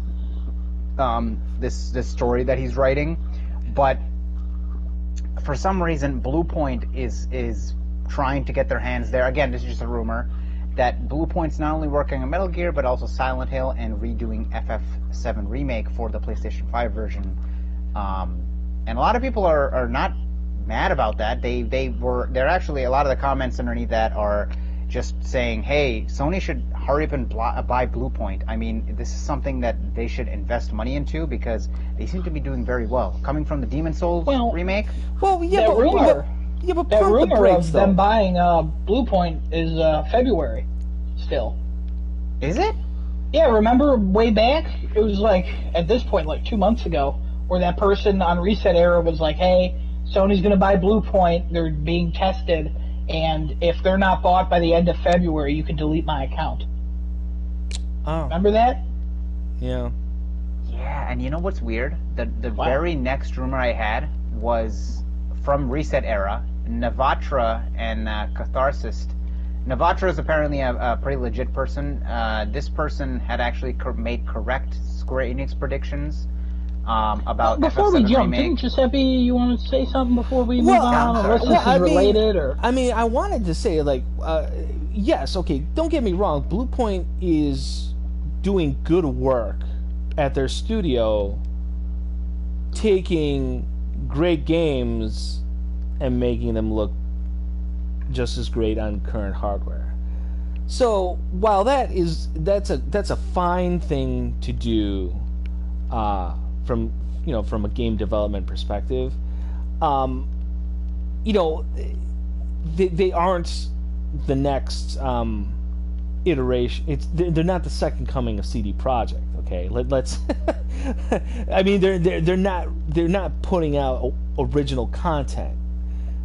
You know, they're just polishing up really great games from the past. And while I'm sure that would definitely be an asset in anyone's, you know, portfolio, Lord knows Sony, you know, if they want to buy, if anyone wants to buy it, go grab them. They would be an asset. But, you know, before we just stumble over ourselves, just fawning over Bluepoint, let's just put a little perspective on things, though. They're not cranking out. They're not doing the hard work. They're doing the easy work. And they're doing it. Yeah, no, I know about that because they're not putting out OG original. I mean, games. you're not a game developer, so you don't. You're making an assumption, but I don't. I don't know. You're absolutely correct. I am assuming constructing a brand new game based on nothing, new systems, level design, story, ambition, gameplay, all of that. Conceiving all of that from zero is significantly more difficult than polishing up great games of the past. So yes, I think they both have challenges. I'm assuming that, and I'm assuming 100% correct. I mean, look, you look at the reviews of Demon's Souls. This has got a 92, and this is also by Bluepoint. Yes, they didn't make the original game. I understand that, but to make this work on a PlayStation 5 and make it look as good as it did, weren't they also the ones who did no, that's Toys for Bob. Never mind. I thought they were. No, they did Last Guardian, not Last Guardian. The Team Eco collection. They did that one as well. Oh, the Shadow of Colossus and something else. Yeah. I can't remember the other one. Yeah, they do all that stuff. Like they remake games and they're a great asset. And they remake classic beloved games and they turn them around and people still love them or love them even more. So I would say both have challenges. It's still difficult to make a game. Like, don't get me wrong. But they both have different challenges, obviously. Like saying that they have the easy job, I don't know if I necessarily agree with that, but I can understand why you'd say that because, like, okay, the game's already made, it's not their idea, so all they're doing is taking it and polishing it. But again, at the same time, it's more than that, though. Yeah, you could see other remakes that have happened, and they just don't look like they've been polished or made or. Well, because those are ports. Because those are ports, they're not. No, remakes. We're talking about actual remakes, like the Prince of Persia remake. Yeah, that's a garbage remake. That thing looks like it was made by a third grader. It doesn't look great. No, it looks like it was made by a third grader. It doesn't look like it should be even called a remake. What are you remaking? Like, it looks like garbage. It was remade, but worse. Well, can we compare it to something that has come out? Because I still don't know. Because that game hasn't come out. Any of the remakes that Pokemon has done, any of them, they're all money grabbing garbage that they don't even put a decent enough spin on it. Like, the only good remake out of any of the remakes that they've done is probably the Heart Gold and Soul Silver remake. The rest of them, all garbage. Mm-hmm. All literal garbage. And this is Nintendo. Right? They're supposed to be the example of how you keep that beloved franchise going, or how do you make people love a beloved franchise more. No, they're all pieces of garbage when it comes to the remakes that they've made. And they've made remakes like Alpha Sapphire, Omega Ruby, so the remakes of original Sapphire and Ruby, Fire Red and Leaf Green, the original remakes of Red and Blue. They haven't made, I think, anything after that, but the only good ones that have come out of that is the Gen 2, which that's the best example of a remake where they just didn't care.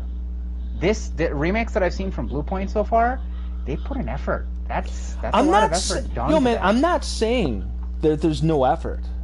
I'm saying it's significantly easier to remake than to create. Demon's Souls, PS3, 2009, Metacritic, 89. Demon's Souls, PS5, 2020, 92. It's a better looking game on current hardware technology. All of their work, all of that hard, steaming, crunching work that they put in, 3 points to the meta. Just saying. Listen, I'm okay. just saying. I'm just saying. I get it. I understand. I'm not trying to It's take not just anything. 3 points. They had to get the first 89 as well. Yeah, because they Which could've- were they could've- there if they- because the game if- was no, here's the there thing. already. You're acting like they carry it over and they just up-res some assets. Right. It's Like, not there's necessarily more that. than that. They didn't- They had to of course. change the code. They added animations. They added character creation. They added so many different things to make that game as good as it is. And that's what Like, makes the I difference. get what you're saying. That- Creative stuff, like to create something out of nothing, it's hard work. But That's a lot of it work, sounds yes. like you're just dismissing remakes as like, well, it's just easy. It's the easiest one. Like, yeah, Okay. Sure, it's easier, but Okay, it's not, so it's not as how easy as you make it out to be. how long has Blue Point been around for? I do not know the studio's history. Cool. Some Where's time their ago. where's their original game? They've They've been to around make for long remakes. enough, and they've been around long enough to make a name for themselves. And if all they want to do is remakes, well, wow, that's pretty okay. I guess you want to credit them for being focused in their mission statement, but also not very visionary right there. Yeah, we want to take awesome games, make them better, and wow, give us all the congratulations. Cool. They also did the Uncharted Nathan Drake collection. Yeah, that was They more. do that was Titanfall more too? important, I think. I don't think so. They might have worked on part of it, because they also do other work where they assist other studios. Okay, yeah. So hold. When I go to the website and I hit Our Games, Gravity Rush comes up, Flower comes up. They're PlayStation not the All main Stars of those though. Battle Royale. No, I know. PlayStation All Stars Battle Royale comes up. Metal Gear Solid 2 comes up. These are all probably remasters, but some of those are not remasters, right? Some of those are just- They were a smaller studio that assisted on other people, and then as they grew, they became known as like the remake people that Sony went to, and they kind of kept growing from there. And they're now getting into we want to make our own games, and also we want to continue doing remake. Their Get back to founders me are when part they of the make Metroid Prime engineering team. And also, fun fact: when you go on the website, the first thing you see is a PS Studios logo. So, yeah, I mean, listen. To end this conversation, I mean, I get what you're saying, and I'm not putting down the fact of it's very difficult work for somebody to make an idea out of nothing. But it's also not okay to dismiss these guys. Why as, do you think okay, I'm they dismissing got- it? I did not say that I'm dismissing it. I'm saying there's a significant difference from what they're doing and from what even like a tiny indie studio is doing with no budget, no staff, shoestring everything, and they somehow piece together X amount of code to produce Y amount of game and release it to the public.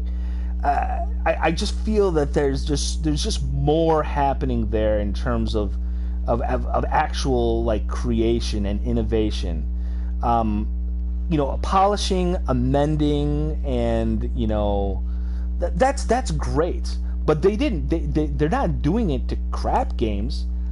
You know what I mean? That would be the real test to give Blue Point before you give them you let them off the leash to go ahead and try their own original thing from the ground up.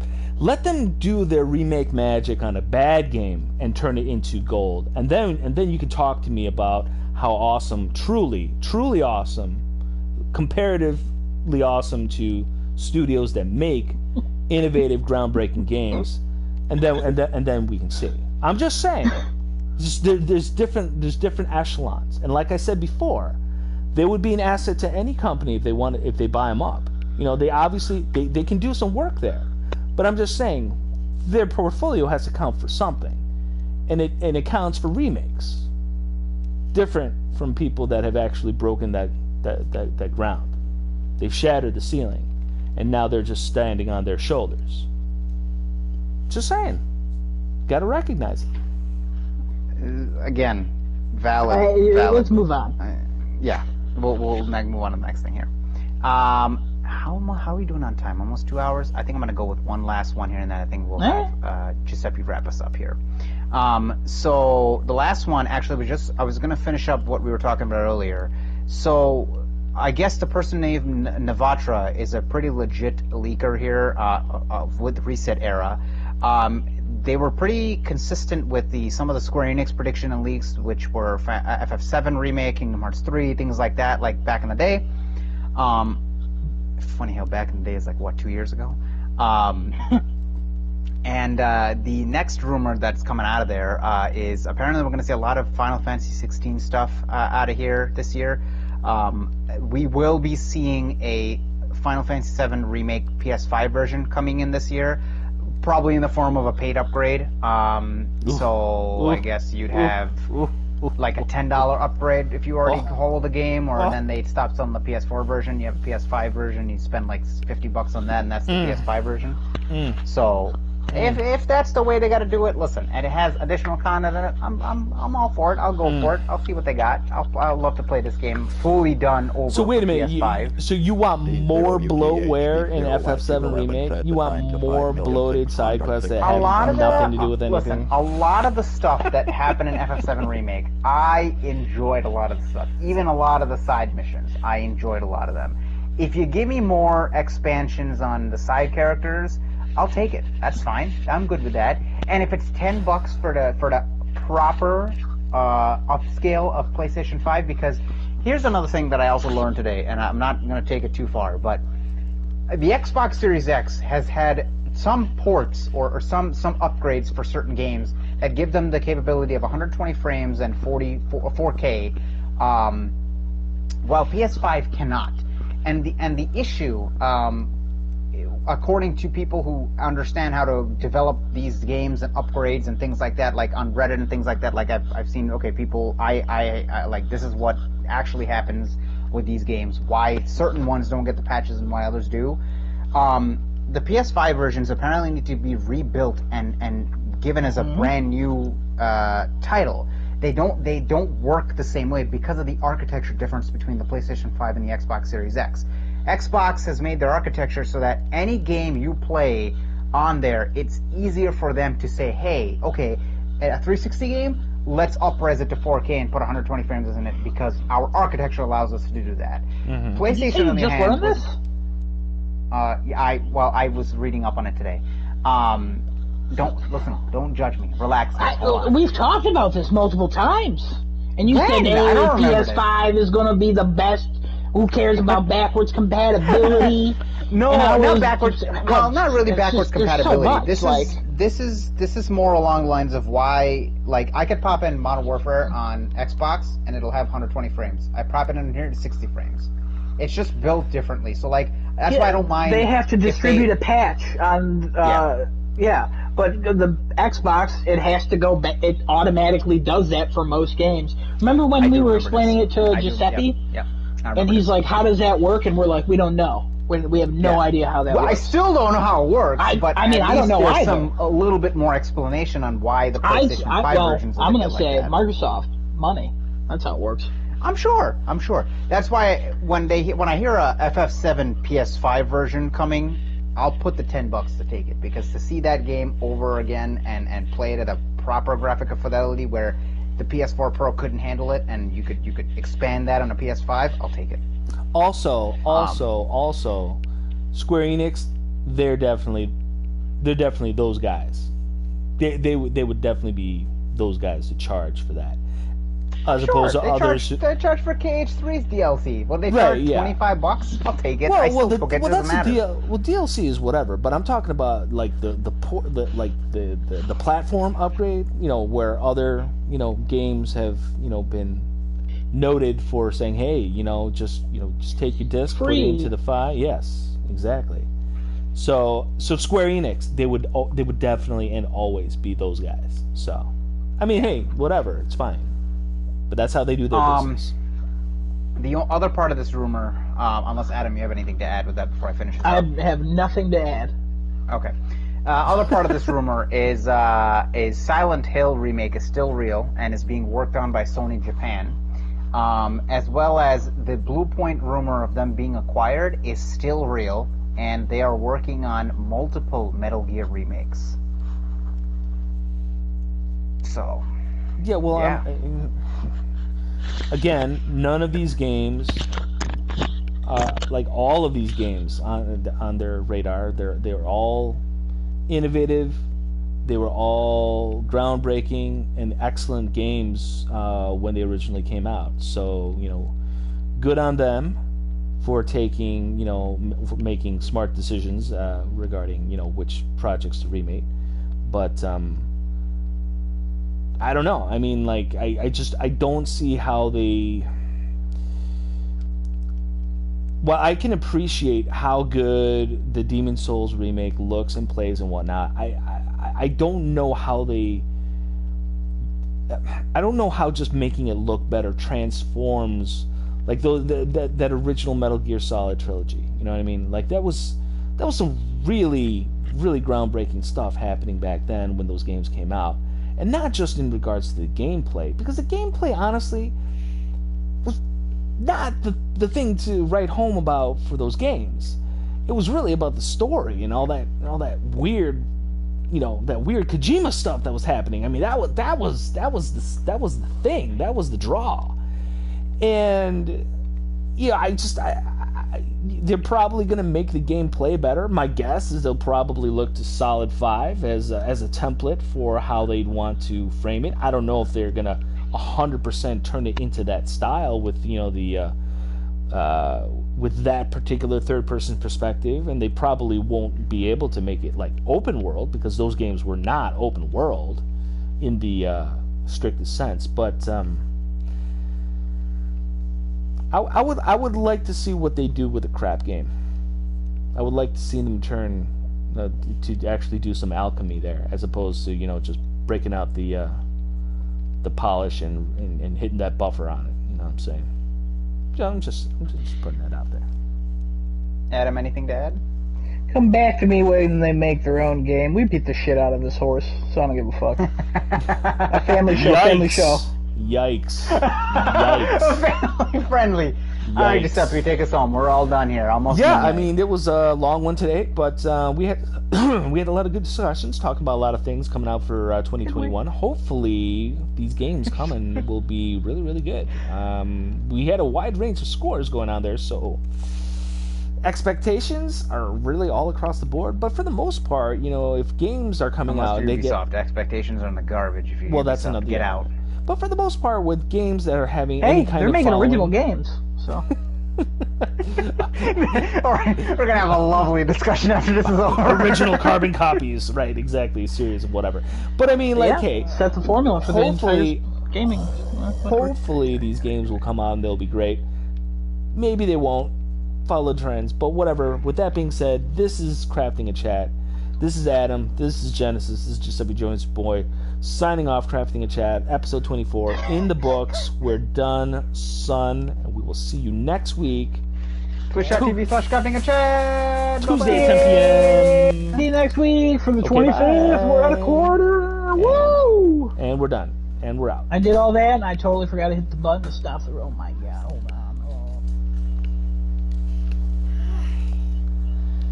Hey, Ooh. there you go. That was a good one. That was a fun one. Damn, dude, that was a good one actually. I like that one. The whole Metacritic thing was actually good. I like that a lot.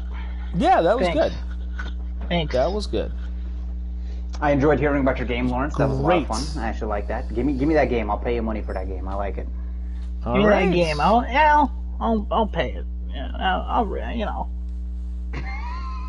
I'll I'll pay. I don't want him automatically assume he's earned my money already just because we're friends. Gotta work for it. I gotta give him that motivation. No, that's what he wants. That's what he requested from us. Our honest opinions. That's right. No favors. And honestly, you're gonna write a game, and it's gonna be more creative talent than all of Blue Point. So.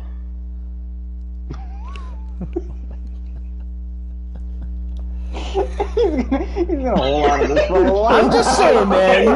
The way you guys look. Don't get me wrong. I'm not gonna call you guys out from dialing it up to 11 because I may not be the king You of dialing literally into 11, said, but that's I'm my not thing. dismissing it, and then proceeded to talk about why you're dismissing it. I didn't, but that's not a Look, dismissal. listen. I'm just saying there's a This is- significant difference. I'm just saying. Here's the thing, though. You have a difference in literally a remaster and a remake, right? A remaster, we've played a few of those already. Okay, Remaster is just a port. does nothing. It's a port, right? It's a port.